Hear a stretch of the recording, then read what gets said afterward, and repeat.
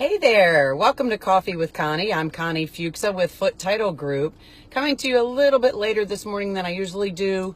I had to take care of something first, but I wanted to get touch base with you. I love it when you guys ask me questions because I have material that I'd like to talk about based on questions that others ask, but I love it when specifically somebody reaches out to me and asks a particular question, because if that person has the question, more than likely a lot of the rest of you do as well. So the other day I got a question from a good friend about the titling of your property if something was to happen to you. And this particular person was talking to me about friends that they have that are a little bit older that maybe just don't know if they have things done the right way. So if something happens to them, that their property goes to the people that they want it to. So you can do a will, and in some states the will governs what happens to your property. In some states, the way that you have it titled governs what happens to your property. Now let's talk about this for a minute. When I say titled, I talked to you a couple weeks ago about tenancy, and that is the way you own the property if you own it with someone else.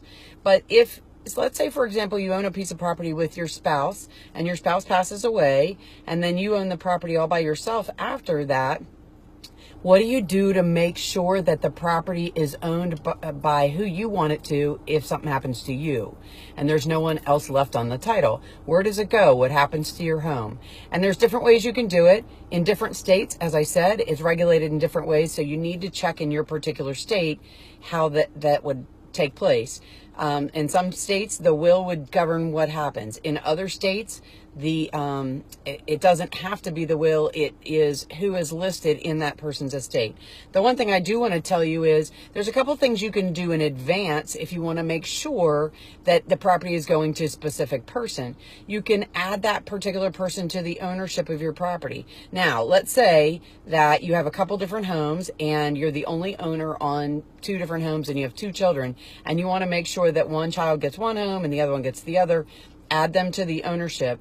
But let's say you're afraid to add them to the ownership because you don't want them to go and sell the house out from under you while you're still there.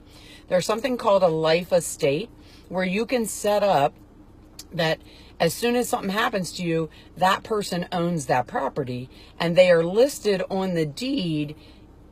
And the life estate is designated. So you own that property as long as you're alive. You can do with whatever you want with that property as long as you're alive, even though they're added on that ownership.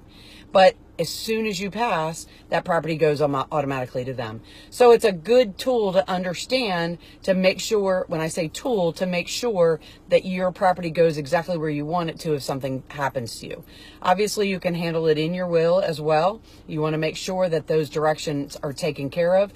If you do it through a will, in some states, you're going to have to pay some, the surviving person is going to have to pay some estate taxes. If you add them to the ownership, they already are an owner, so they don't have to pay those taxes.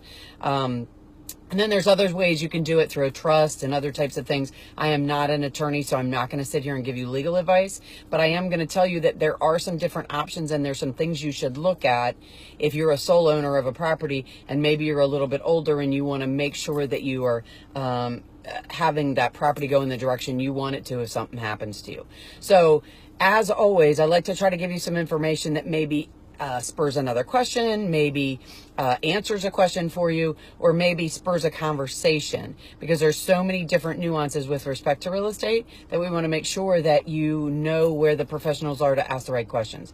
And as I said, I'm not an attorney. We do closings. I've been doing closings for more than 30 years, so we have a little bit of experience with those different things.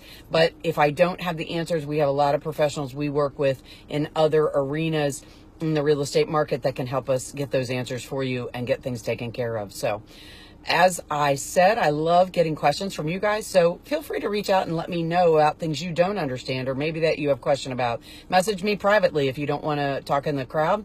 I love it when you guys ask questions because it helps me help others just like you that probably have the same question. So hope you guys have a fantastic day. Enjoy this gorgeous weather, and I'll talk to you again real soon.